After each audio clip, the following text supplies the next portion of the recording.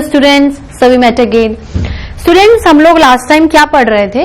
हम लोग जो 10th स्टैंडर्ड का आर एनवायरमेंट वाला टॉपिक है, उसमें हम लोगों ने लास्ट बायोलॉजिकल मैग्निफिकेशन के बाद देन हम लोगों ने स्टार्ट किया था content environmental problems. Environmental problems में वेरियस जो एक्टिविटीज की वजह से इन्वायरमेंट में प्रॉब्लम्स क्रिएट होती हैं, वो थी disposal of waste, excessive use of chemicals, ozone layer depletion, unwanted use of energy and industrialisation. Disposal of waste लिख लिया था। डिस्पोजल ऑफ वेस्ट में लास्ट टाइम हम लोग क्या डिस्कस कर रहे थे? हम लोग डिस्कस कर रहे थे कि there are two kinds of waste, biodegradable and non biodegradable. मैंने आपको डेफिनेशन लिखवा दी थी, अब मैं आगे और डिस्क्रिप्शन लिखाऊंगी इसके बारे में, ठीक है।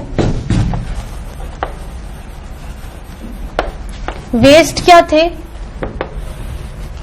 दो तरीके के हैं।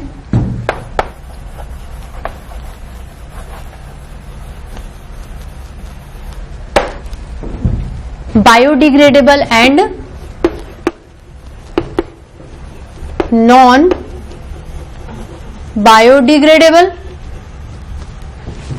ठीक है। बायो मतलब लाइफ इन्हें डिकम्पोज कर सकती है, नॉन बायोडिग्रेडेबल मतलब लाइफ इन्हें डिकम्पोज नहीं कर सकती है। Life composed of living organisms, ठीक है। तो पहला क्या था?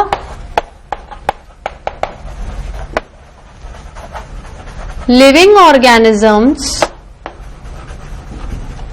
able to decompose them, that is able to convert them into smaller size of particles,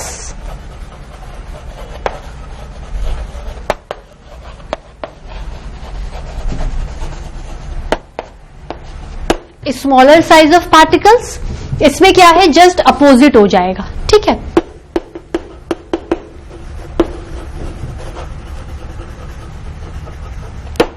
living organisms are not able to decompose them, are not able to decompose them, ठीक है। इस line को वापस से नहीं लिखेंगे। अब देखो, वो इन्हें अगर छोटे छोटे पार्टिकल्स में डिवाइड कर रहा है या तोड़ के रख रहा है, तो ये पार्टिकल्स क्या एबल होते हैं? आप ये जो डिग्रेड होने के बाद जो बचता है, आप उसे वापस से रिसाइकिल करके यूज कर सकते हो, ठीक है। और यूज बहुत तरीके से हो सकता है, जैसे सॉइल में डिग्रेड हो गया, सॉइल की फर्टिलिटी को बढ़ा रहा है, या फिर एक पॉइंट तक आपने इसको डिग्रेड किया, उसके बाद आप उठा के वापस से इसे रिसाइकिल करके अपने ह्यूमन एक्टिविटीज में, डे टू डे एक्टिविटीज में क्या कर रहे हो? यूज कर रहे हो। पर ये जो प्रॉपर्टीज आपको यहां मिल रही है, ऐसा कुछ आपको यहां पर नहीं मिलेगा, ठीक है। तो हम लोग क्या कह सकते हैं? They can be easily recycled and reused, easily recycle and reuse, recycle and reuse। इसमें क्या है?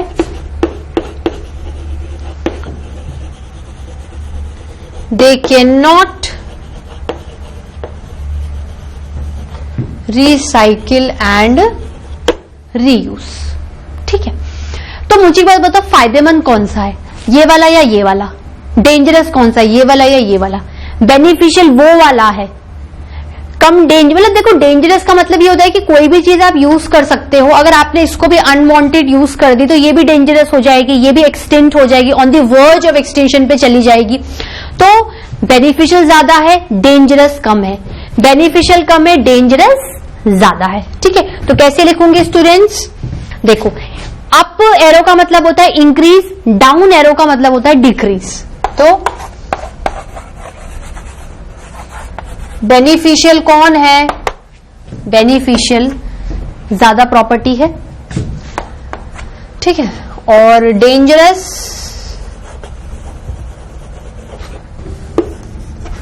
कम है, डेंजरस कम है। फिर उसके बाद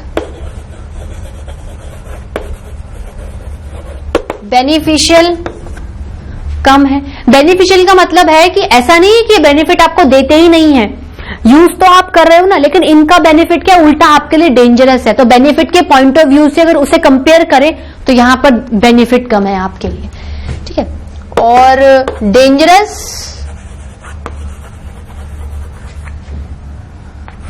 ज्यादा है, ठीक है।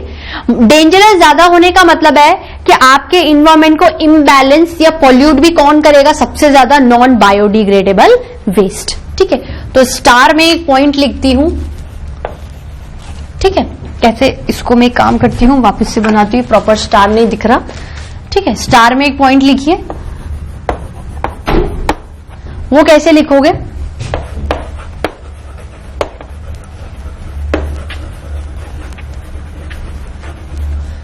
non-biodegradable waste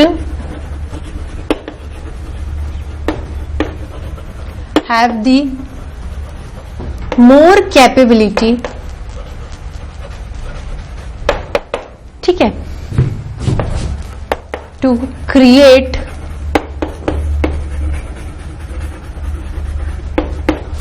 pollution in our environment,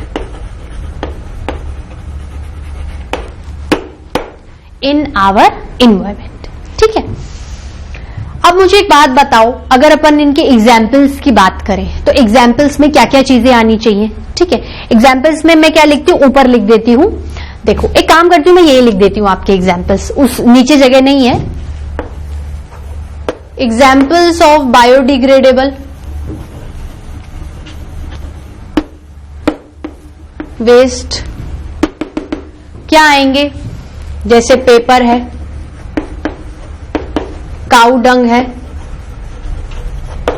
would है, ठीक है, एक्सक्रीटा है,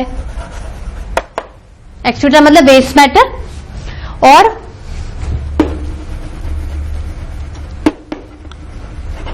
रॉटन वेजिटेबल्स, ठीक है, फ्रूट्स एंड देयर पील्स, उनके छिलके एंड देयर पील्स, ठीक है। और क्या क्या लिख सकते हैं हम,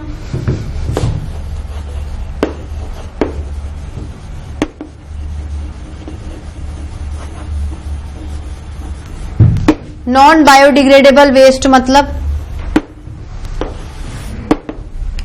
मुझे बताओ, नॉन बायोडिग्रेडेबल वेस्ट मतलब आपका प्लास्टिक हो गया, ठीक है। और क्या क्या ले सकते हो, केमिकल्स, और क्या क्या डिग्रेड नहीं हो पाता है। देखो केमिकल्स में बहुत सारी चीजें आ जाती हैं। प्लास्टिक में आप वेरियस तरीके से प्लास्टिक की पॉलीज यूज कर रहे हो, तो प्लास्टिक आप ऐसे भी यूज कर सकते हो और पॉलीथीन की फॉर्म में भी, ठीक है। तो इसमें भी मैं एक्सेट्रा लिखूंगी क्योंकि बहुत सारे इसमें भी एक्सेट्रा, ठीक है। स्टूडेंट्स नोट डाउन करिए। So students have you noted down, चलिए। मतलब डिस्पोजल ऑफ वेस्ट जो पहला पॉइंट था, वी हैव कंप्लीटेड इट। उसके साथ हमने बायोडिग्रेडेबल और नॉन बायोडिग्रेडेबल भी पढ़ लिया, ठीक है।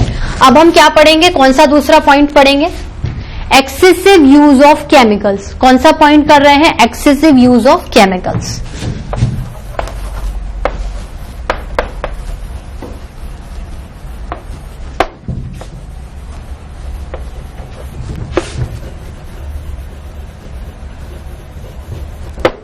एक्सेसिव यूज ऑफ केमिकल्स, ठीक है। इसको थोड़ा सा पैटर्न में बनाते हैं, ठीक है। एक्सेसिव यूज ऑफ केमिकल्स, कौन से केमिकल्स, वही इंसेक्टिसाइड, पेस्टिसाइड जो कि हम क्रॉप प्रोडक्टिविटी के लिए बढ़ा रहे हैं और दिन ब दिन इसे फूड चेन में लाकर इसे क्या कर रहे हैं, बायोलॉजिकल मैग्निफिकेशन, जिसकी वजह से आपके कुछ कुछ ऑर्गेनिज्म का एक्सटिंक्शन हो सकता है क्योंकि ये केमिकल्स बहुत टॉक्सिक होते हैं आपकी बॉडी के लिए। और अगर फूड चेन डिस्टर्ब हो गई तो आपका इन्वायरमेंट और इकोसिस्टम क्या हो जाएगा, डिस्टर्ब हो जाएगा, ठीक है। तो कैसे लिखूंगी,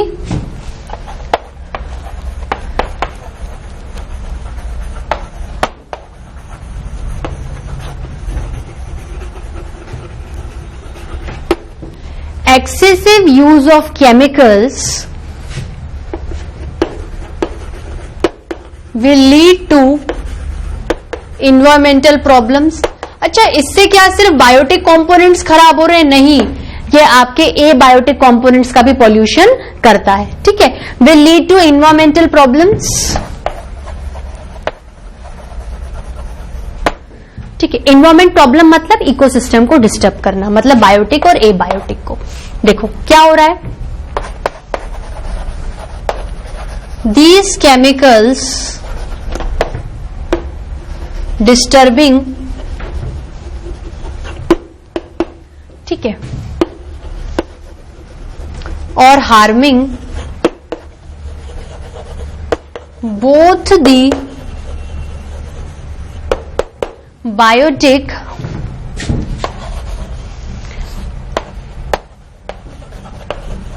as well as abiotic components. Abiotic components मतलब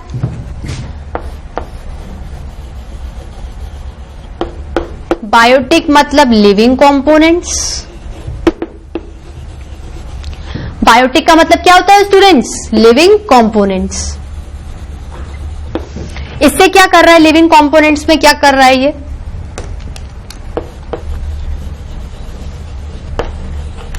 ये मैंने पढ़ा दिया है तो आपको समझ में आ ही जाएगा.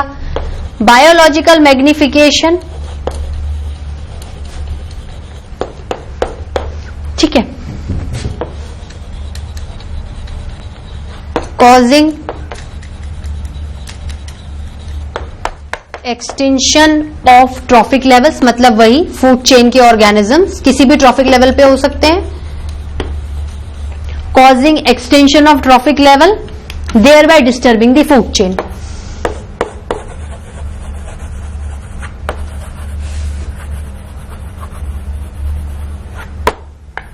There bye disturbing the food chain. ठीक है, अब इधर आ जाओ. नॉन बायोटिक को, सॉरी, ए बायोटिक को कैसे कर रहा है? Abiotic and non living components, इनको कैसे कर रहा है? देखो,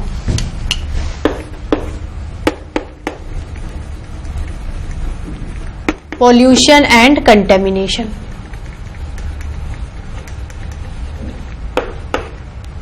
पॉल्यूशन एंड कंटेमिनेशन. किसका पॉल्यूशन? देखो, दोनों को मिला के करूंगी तो एयर का,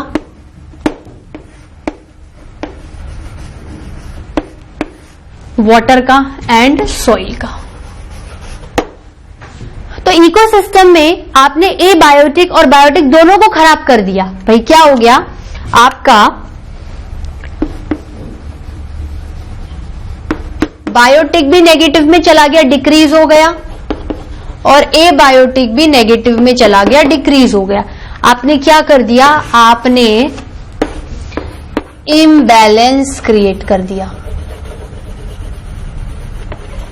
इम्बैलेंस ऑफ एनवायरमेंट. ठीक है स्टूडेंट्स, ये पॉइंट भी कंप्लीट हो गया है. लिख लीजिए स्टूडेंट्स, लिख लिया. चलिए, इसी के साथ इन्वायरमेंटल प्रॉब्लम में आपका दूसरा टॉपिक भी कंप्लीट हो गया है. अब तीसरा कौन सा उठाएंगे अपन? देखो, तीसरा नहीं उठा रहे क्योंकि तीसरा एक नया टॉपिक को बनाकर बढ़ेंगे. ओजोन लेयर डिप्लीशन नहीं उठा रहे हम लोग. क्या उठाएंगे? Unwanted use of energy and industrialisation. ठीक है, देखो कौन सा पॉइंट उठा रहे हैं. अपन ने 2 पढ़ लिए हैं, तीसरा ओजोन लेयर नहीं पढ़ा रही, सीधे चौथा पढ़ा रही.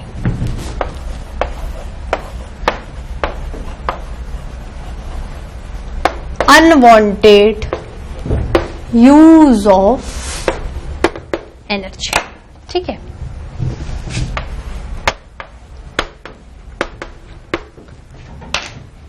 अनवांटेड यूज ऑफ एनर्जी मतलब आप एनर्जी अपने नेचर में से कहां से लेते हो। देखो, आपको एनर्जी तो फूड से मिल रही है, तो इनडायरेक्टली आपको फूड किससे मिल रहा है? अदर प्लांट्स और एनिमल से।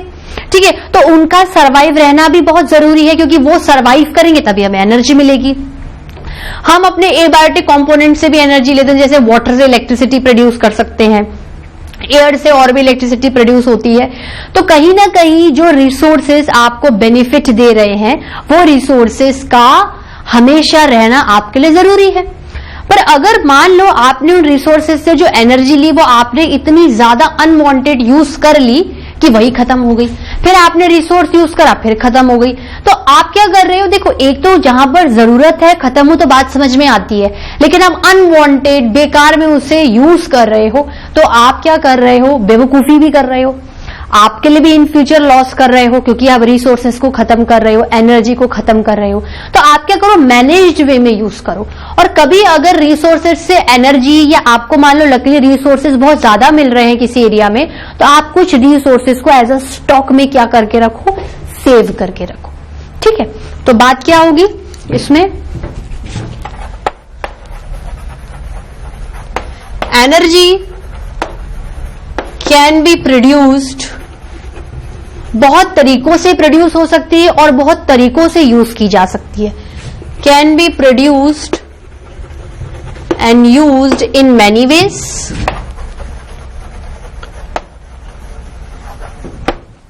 ठीक है, किन किन तरीकों से? देखो, ह्यूमन बींग्स क्या है? बिगेस्ट क्रिएचर है, तो उन्हीं के एग्जाम्पल को लेके चलते हैं।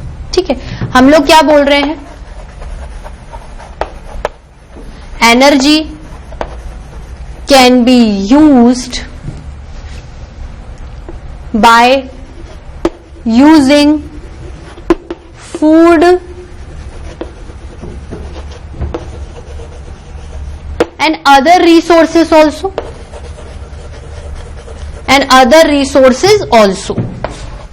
अब ये कैसे आ रही है एनर्जी? हर तरीके से, बायोटिक और एबायोटिक कंपोनेंट्स दोनों को यूज करके। ठीक है, by using food and other resources, इसको हटा देती हूं, by using food and other resource. देखो, ये लाइन कैसे बनेगी? Energy can be used by using food and other resources also. ठीक है, एक्चुअली मतलब वाकई में कहां से आएगी? एक्चुअली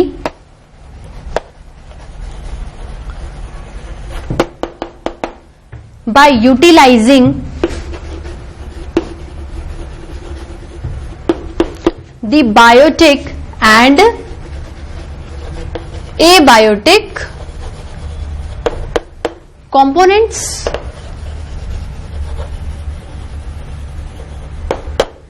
ठीक है, अब देखो आपने क्या किया? बायोटिक कंपोनेंट से तो जैसे आपके प्लांट्स और एनिमल्स है, मतलब प्रोड्यूसर्स और कंज्यूमर दोनों को कंज्यूम करके एनर्जी ऑब्टेन कर ली। ए बायोटिक में आप जो वेरियस अदर सोर्सेज है उसको डायरेक्टली इनडायरेक्टली यूज करके एनर्जी प्रोड्यूस कर रहे हो। पर आप क्या कर रहे हो? इनको बहुत ज्यादा एक्सेसिव यूज करोगे तो दोनों क्या करेंगे? वर्ज ऑफ एक्सटिंक्शन पे आ जाएंगे। और जहां ये वर्ज ऑफ एक्सटिंक्शन पर आ गए, या तो आप इन्हें कंट्रोल करो, लिमिट करो, अगर उसके बावजूद आपने बेतहाशा यूज कर लिया तो ये पूरी तरीके से डिप्लीट हो जाएंगे। और अगर ये डिप्लीट हो गए तो एक लिमिट तक भी ये रिसाइकिल हो पाएंगे, उसके बाद ये प्रॉपरली नॉन रिन्यूएबल में कन्वर्ट हो जाएंगे। ठीक है, तो क्या कह सकती हूं मैं भाई? जो आपके बायोटिक कंपोनेंट्स होते हैं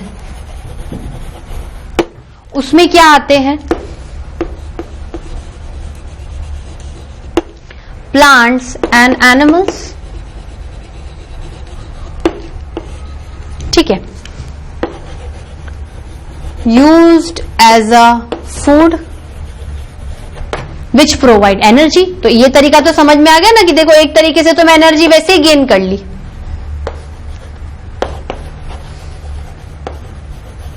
which provide energy। ठीक है, और अगर अपन एबायोटिक की बात करें,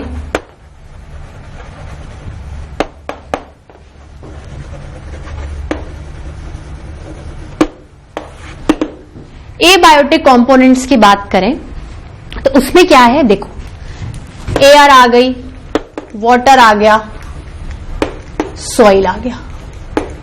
इसके थ्रू या आप क्या करो, थोड़े और अदर रिसोर्सेज भी ले लो। अदर रिसोर्सेज मतलब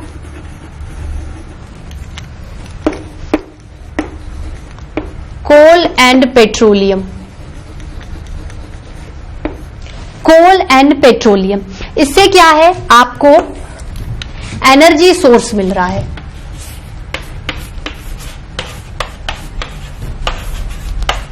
ये भी क्या है, एनर्जी सोर्स। किन किन तरीकों से, वेज क्या है, किन किन तरीकों से आप एनर्जी को यूज कर सकते हो।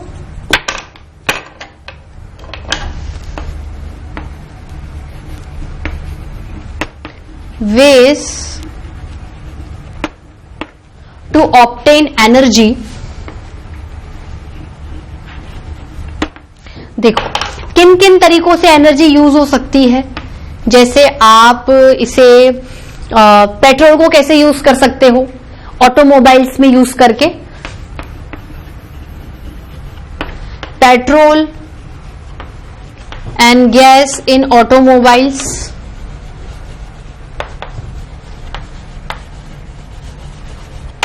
इलेक्ट्रिसिटी से क्या होता है, आपको इसके रिसाइकिल से या इसके और अदर यूजेस से इलेक्ट्रिसिटी प्रोड्यूस होती है।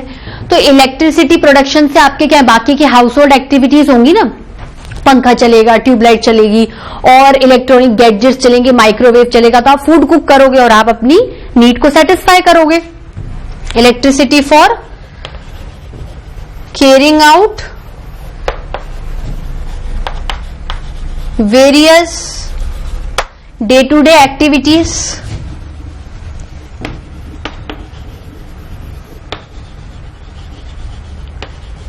कोल भी क्या होता है, आज की तारीख में जैसे आपने देखा पहले की ट्रेन्स कोयले से चलती थी, कोयला डाल डाल के, तो कहीं ना कहीं या तो आप डायरेक्ट कोल को यूज कर रहे हो या उसके प्रोडक्ट्स को कहीं ना कहीं आप डेली वे में यूज कर रहे हो। जनरली कोल क्या होते हैं, बड़ी बड़ी इंडस्ट्रीज में और एनर्जी रिसोर्सेज को प्रोड्यूस करने में क्या करते हैं, हेल्प करते हैं। तो जैसे कोल क्या हो गया,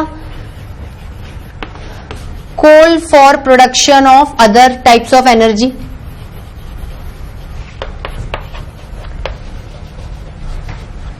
अदर टाइप्स ऑफ एनर्जी। ठीक है स्टूडेंट्स, इसको लिख लो। ठीक है स्टूडेंट्स, इसको नोट डाउन किया। चलिए अब मैंने जो आपको प्रैक्टिकल एग्जाम्पल बताया था वो क्या था कि आपकी कॉलोनी में 5 बच्चे रह रहे हैं, 5 बच्चों को व्हीकल यूज करना है, पेट्रोल भरवाना है और एक ही स्कूल एक ही डिस्टेंस को क्रॉस करके जाना है। तो आप क्या करो कि एनर्जी को बचाने के लिए पेट्रोल का कंज्यूम, पेट्रोल क्या एक रिसोर्स है जो आपको एनर्जी प्रोवाइड कर रहा है, चाहे आपकी बॉडी को दे या आप किसी चीज को यूज कर रहे हो उसको दे। तो ले दे के आप क्या करो, इसको मैनेज वे में यूज करो कि आपकी एनर्जी क्या हो, प्रॉपरली यूटिलाइज हो। मैं आपको एग्जाम्पल नहीं लिखाऊंगी, वो सिर्फ समझाने के लिए था। ठीक है, उसके बाद क्या आता है students, unwanted use of energy हमने कर लिया। ठीक है, अनवांटेड यूज ऑफ एनर्जी करने के बाद हमारे पास बचेगा industrialisation.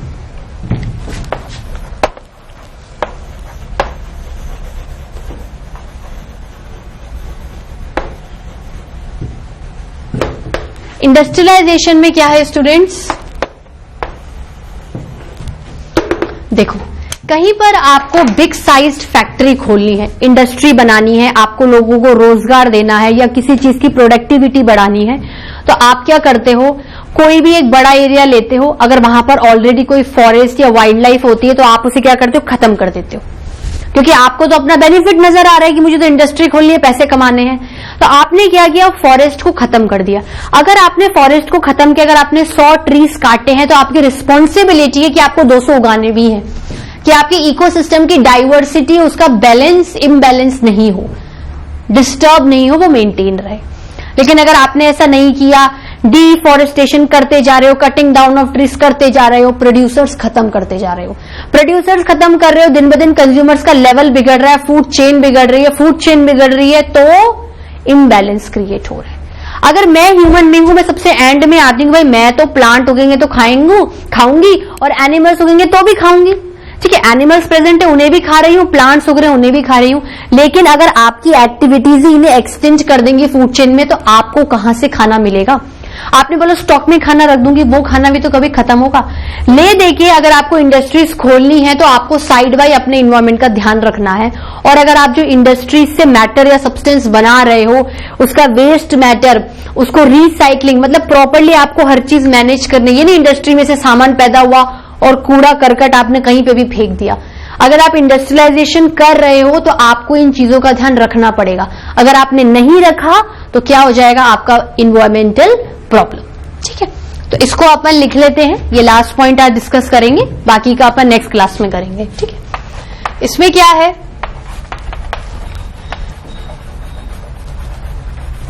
For industries human beings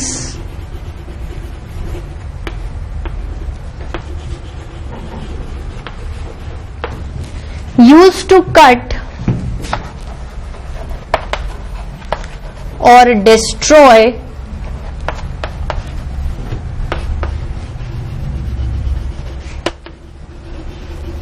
the plants and animals to get area, जगह को लेने के लिए, to get area। ठीक है,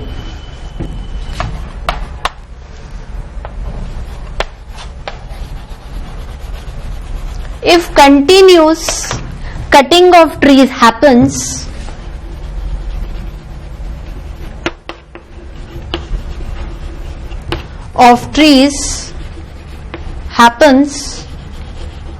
without growing them again, काट रहे हैं, उगा नहीं रहे हैं, without growing them again,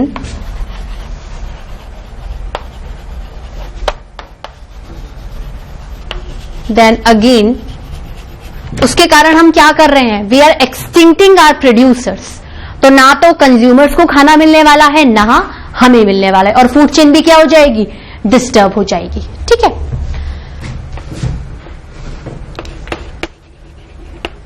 this will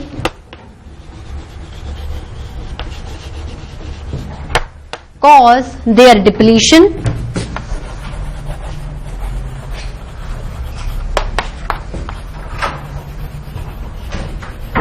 causing food problems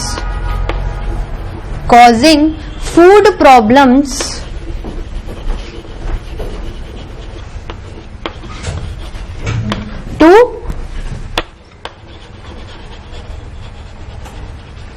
consumers and human beings।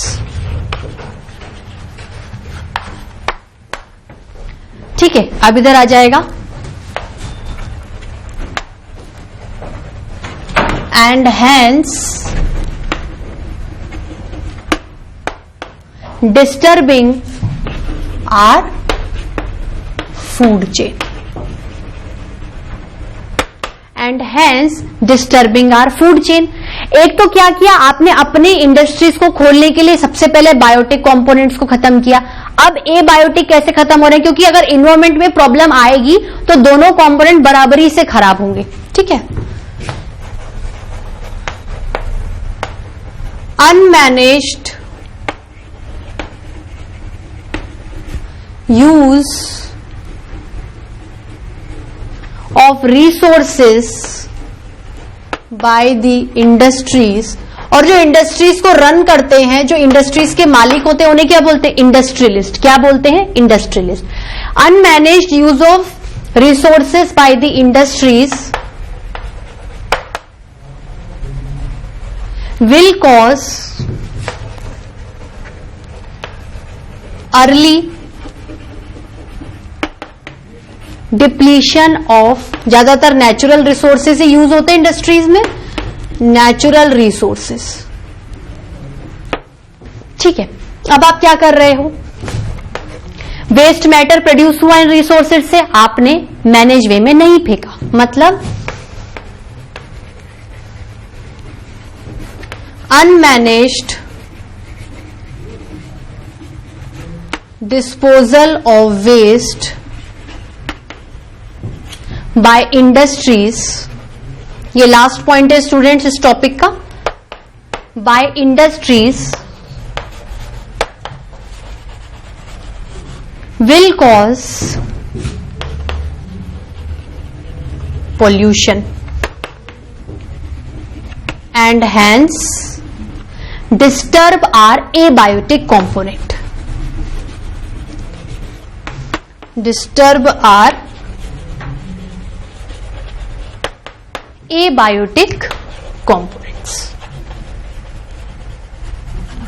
ठीक है स्टूडेंट्स, बायोटिक खत्म, एबायोटिक भी खत्म, ले देके इन्वायरमेंट में इम्बैलेंस हो गया। ठीक है स्टूडेंट्स, आज के लेक्चर में इतना ही। तो इन्वायरमेंटल प्रॉब्लम्स में मैंने आपको क्या है लगभग सारी चीजें बता दी है। इससे रिलेटेड कुछ चीजें बची हुई होंगी तो वो नेक्स्ट क्लास में स्टार्ट करेंगे और इस चैप्टर का बिल्कुल एक आखिरी टॉपिक पढ़ेंगे, ओजोन लेयर डिप्लीशन। ठीक है स्टूडेंट्स, थैंक यू।